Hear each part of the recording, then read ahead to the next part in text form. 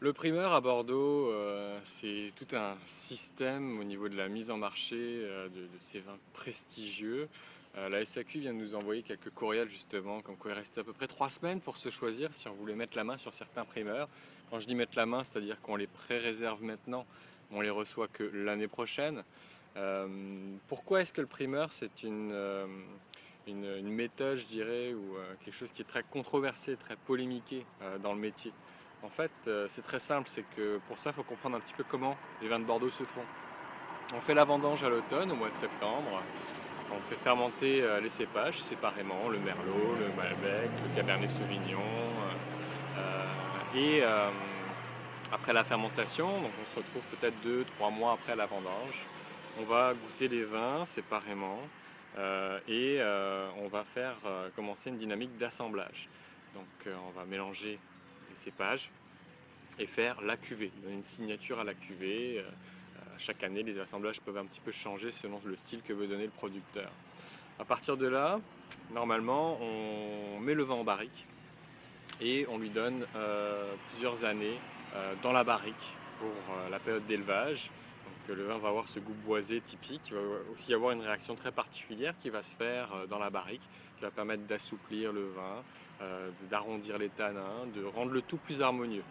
Le problème, c'est que le primeur, on goûte des vins avant cette période d'élevage, donc avant tout ce procédé d'harmonisation du vin. On se retrouve donc avec des vins qui ne sont pas finis, qui sont prêts à mettre en bouteille et quelque part qui sont entre guillemets quasi imbuvables pour le grand public.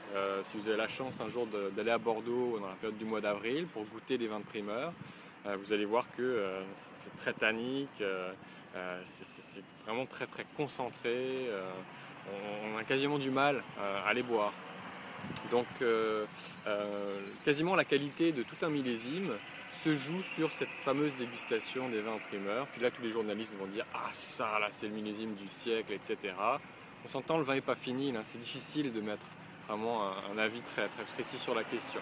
Par le passé, on a pu voir des millésimes justement où les journalistes se sont complètement plantés, d'autres bien entendu où c'était mieux, mais le problème c'est que toute la tarification des vins de Bordeaux se fait sur cette dégustation. Donc c'est là qu'on a des millésimes extrêmement spéculés parce que tout le monde en veut et d'autres qui sont un petit peu boudés alors que c'est des millésimes finalement très corrects. Donc on fait confiance aux primeurs ou on ne le fait pas. Certains viticulteurs bordelais aimeraient bannir cette pratique, d'autres ne jurent que par cela parce que quelque part ça fait partie du modèle économique de mise en marché des vins de Bordeaux. En tout cas, 2009, moi personnellement, j'attends de goûter avant de juger. Je ne fais pas trop confiance à ce que les journalistes nous écrivent. Et de toute façon, comme je disais, c'est très difficile d'avoir un avis final sur la question. Donc, moi, je préfère attendre encore un an pour vous dire si c'est un beau millésime ou pas. Si vous voulez vous en acheter quand même, écoutez, pourquoi pas, ça peut être un petit coup à essayer, un petit peu risqué. De toute façon, il y a toujours des valeurs sûres. Alors, j'espère que ça vous a un petit peu fait comprendre la thématique, le système bordelais au niveau de cette mise en marché des produits. C'est juste une petite partie, mais ça permet de comprendre au moins la dynamique du primeur, pourquoi elle existe, etc. Et une petite sélection, 3 Bordeaux rapides que je vous ai sélectionnés, qui sont abordables, pas trop chers en SAQ. Je vous laisse regarder ça.